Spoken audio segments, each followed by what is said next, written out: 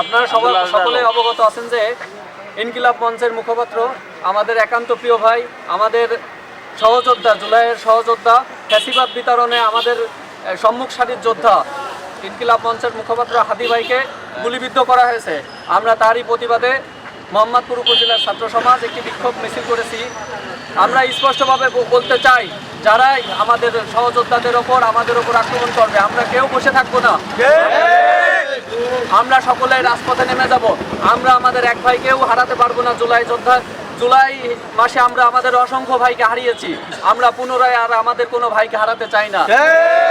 স্পষ্ট করে বলতে চাই, যারা এই ঘটনার সাথে জড়িত তাদেরকে যেন প্রশাসন অনতিবিলম্বে গ্রেপ্তার করে দৃষ্টান্তমূলক শাস্তি দেয়। এই হাদি, আমরা এই সমস্ত জুলাই যোদ্ধা যারাই বাংলাদেশের রত্ন, আমরা তাদেরকে আর আমাদের মাঝ থেকে হারাতে চাই না। এরই যদি সঠিক কোনো বিচার না করা হয়, আমরা দুর্বার থেকে দুর্বার আন্দোলন গড়ে তুলব।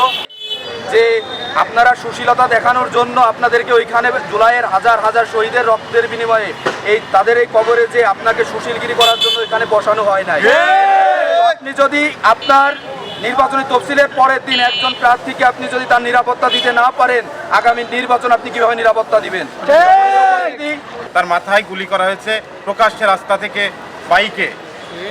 একজন সংসদ সদস্য পদপ্রার্থী, তাকে যদি প্রকাশ্যে রাস্তা থেকে গুলি করা হয়, তাহলে আমার আপনার জীবনের নিরাপত্তা কোথায়?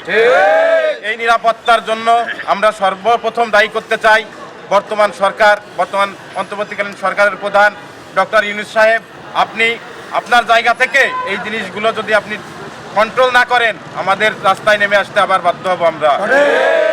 যে জুলাইতে আমরা মরতে মরতে বেঁচে ফিরে এসেছি, আজকে আমাদের যদি আবার এই স্বাধীন বাংলাদেশে এসে জীবন দিতে হয়, এর থেকে বড় কষ্ট আর আমাদের নেই।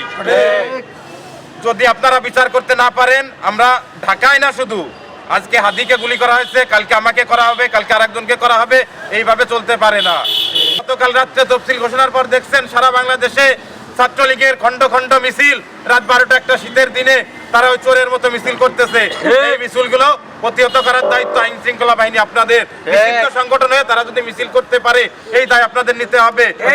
আপনারা যদি এই দায় না নেন, আমরা রাস্তায় নেমে আপনাদের বিচার চাইতে বাধ্য হব।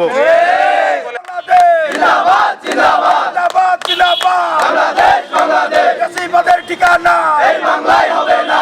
বুকের কথা কব, আমরা সবাই হাজির হব।